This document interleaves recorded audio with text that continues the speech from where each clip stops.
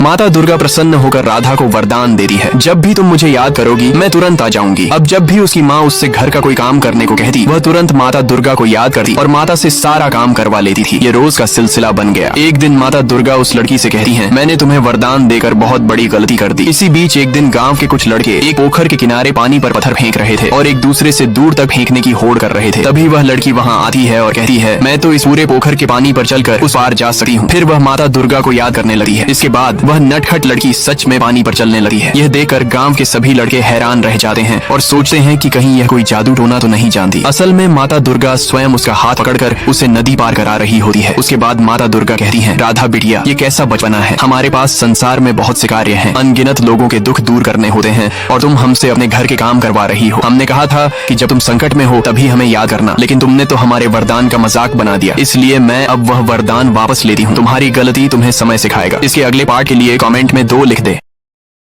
Download ShareChat.